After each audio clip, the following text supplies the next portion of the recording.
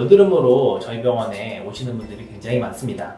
이번 여름이 유난히 더웠죠. 컨디션 변화에 따라서 뾰루지가 이제 한 두세 개 이렇게 생겨서 오시는 분들부터 얼굴 전체에 여드름이 나시는 분들, 그런 분들까지 다양하게 내원을 합니다. 가장 질문을 많이 받는 것들은 홈케어랑 시기에 관련된 것 같습니다. 그래서 홈케어에 대해서 먼저 말씀을 드리면은 단순히 여드름이 많이 난다고 해서 보습제를 안 바르시는 분들이 많아요. 오히려 유분 때문에 더 여드름이 많이 나지 않을까 해서 그러시는 분들이 있는데, 피부는 건조해지면 오히려 피지를 더 많이 만들어내기도 합니다. 그래서 적절한 보습제를 꼭 발라주시는 게 중요하다고 말씀을 드리고요. 이제 요새는 올리브영에 가도 그 보습제들이 논코메도제닉이라고 써있는 경우가 많습니다. 이게 피지가 잘 만들어지지 않게 하는 그런 뜻이거든요. 홈케어는 논코메도제닉의 보습제를 바르는 게 1번이고요. 세안을 하시는 것도 굉장히 중요한데요. 여드름이 많이 나시는 분들은 클렌징 오일은 모공을 막아서 여드름을 더 악화시키는 경우도 많이 있습니다. 그래서 일단은 화장을 줄이시는 게 좋고, 그리고 화장을 두껍게 하지 않으시는 분들은 클렌징 폼 하나로만 세안을 하시는 게 오히려 더 여드름에 도움이 됩니다. 그 다음에 시기에 대해서 말씀을 드리면은, 분명히 저는 시기와 연관이 있다고 생각을 하거든요. 저도 여드름이 굉장히 20대 때 많이 나는데 시기의 영향을 굉장히 많이 받은 사람 중에 하나고요. 알려진 거는 이제 유제품, 여드름을 증가시킬 수 있다고 알려져 있거든요. 그래서 유제품이나 너무 단단한 것들 있죠. 그런 것들을 피하시는 게 좋겠습니다. 가끔 삼겹살처럼 기름이 많은 거를 먹고 여드름이 심해지는 분들도 있는데요. 그거는 음식 때문에 그러는 게 맞으니까요.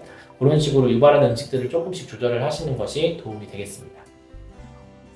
집에서 혼자 여드름을 관리하는 거는 사실 쉽지는 않습니다. 왜냐면은 집에서 이제 이용하는 기기나 기구에서 내성이 생긴 세균들이 자라가지고 악화가 되는 케이스들도 많이 봅니다. 근데 집에서도 소독된 면봉이랑 이제 멸균 침으로 이제 압출 관리를 할 수 있는 방법이 있겠습니다. 가장 좋은 시기는 바로 지금입니다. 바로 오시는 게 가장 좋습니다. 사람마다 케이스 바이 케이스지만은 확실한 거는 조기에 치료를 받을수록 효과가 좋다는 겁니다. 여드름 흉터나 자국을 너무 오래 묵혀오시면은 그만큼 치료가 더 오래 걸리는 것 같습니다. 왜냐면은 이 상처가 나보신 분들은 아시겠지만은 상처가 조그만할 때는 전혀 흉터를 남기지를 않거든요. 근데 커지면 커질수록 흉터를 남길 확률이 점점 커집니다. 근데 얼굴에 여드름이 생기고 얘들이 점점 커지고 있다. 그러면은 당연히 흉터를 가장 덜 남기고 치료할 수 있는 시기는 지금이겠죠. 네, 저희 병원 오시면 됩니다. 여드름 흉터 치료를 하는데 당연히 고민들이 많이 있으시겠죠. 그리고 여드름 흉터 치료를 하시는 분들은 저도 진료를 많이 보지만 여기저기 건전하다고 오시는 분들을 많이 봅니다. 병원을 가실 때 가장 중요한 점은 피부에 대한 이해를 정확히 가지고 있느냐, 이게 가장 중요할 것 같습니다. 이게 다른 리프팅이나 다른 미용 시술들과 달리 여드름은 피부 조직의 변화가 어떻게 진행되는지 알고 있는 사람이 치료를 하는 것과 그거를 모르는 사람이 치료하는 게 다를 수밖에 없는 범주거든요. 그래서 피부과 전문의의 치료를 받으시는 걸 일단 추천을 드리고요. 보통 이 청소년분들은 주사 치료나 이런 치료에 보통 익숙하지 않기 때문에 약물 치료나 바르는 치료, 혹은 이제 부모님이 추천해 주셔서 압출 관리를 받으러 많이들 오시고요. 고등학교 3학년 학생이 왔었는데요. 입시 스트레스나 여러 가지 불규칙한 생활 습관 때문에 여드름이 갑자기 많이 생긴 케이스였습니다. 근데 이제 수험생이다 보니까 2주에 한 번씩 내원해서 치료를 받았었는데요. 특히 이제 얼굴 전체적으로 여드름이 빼곡히 자리 잡았던 친구였는데 레이저 치료와 압출 치료를 통해서 드라마틱하게 호전이 되고 이후에 면접도 얼굴이 깨끗해진 상태에서 봐서 너무 고맙다고 이야기를 들었던 환자가 있습니다. 요새는 성인 여드름이 굉장히 많은데요. 특히 코 주위나 입 주위, 턱에 두세 개씩 오시는 분들은 이제 염증 주사를 많이 맞으시게 되고요. 장기간 여드름을 방치하시거나 이제 너무 오랫동안 잠을 못 주무시고 무리하시고 시기를 너무 조절하지 못하시고 이런 분들은 몇십 개가 이제 주렁주렁 생기셔가지고 오시는 분들도 심심치 않게 있습니다.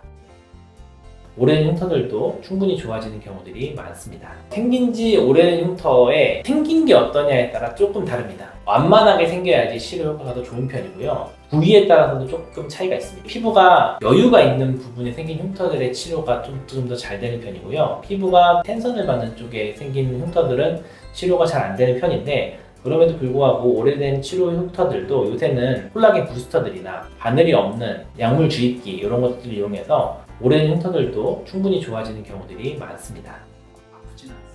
여드름 흉터 치료 생각보다 그렇게 아프시지 않습니다. 불과 10년 전, 15년 전만 해도 박피를 하는 치료들을 많이 했었거든요. 한 번 박피하고 나면 2주일 정도 얼굴을 못 들고 다닐 정도로 진물이 계속 나는 치료들이었어요. 최근 한 5년 전부터 2, 3일 정도 있으면 이제 일상생활이 가능한 치료들이 나오면서 흉터 치료의 결과가 드라마틱하게 좋아지고 있습니다. 무슨 차이인가요? 여드름이 나고 나서 피부가 재생되는 과정은 상처가 치유되는 과정이랑 비슷한데요. 딱 한 가지 다른 점이 있다면 이 여드름은 얼굴에 생긴 세균을 동반한 상처라는 겁니다. 보통 카리베인 상처나 이런 상처들은 그렇게 염증성이 심한 상처가 아닌데 여드름은 세균이 증식한 상처거든요. 그런 상처가 재생될 때에는 가장 중요한 게 피부 나이입니다. 피부 나이가 너무 이제 40대, 50대 되시는 분들은 이제 여드름이 똑같이 났다고 해도 10대, 20대 분들보다 조금 천천히 낫는 경향이 있습니다. 두 번째는 흡연의 유무입니다. 이 흡연이 그냥 의사들이 흡연은 안 좋다 이렇게 말을 하는 것 이상으로 영향을 주는 게 이 흡연이거든요. 흡연은 피부혈관의 수축을 굉장히 유발하기 때문에 상처의 재생을 굉장히 늦추게 됩니다.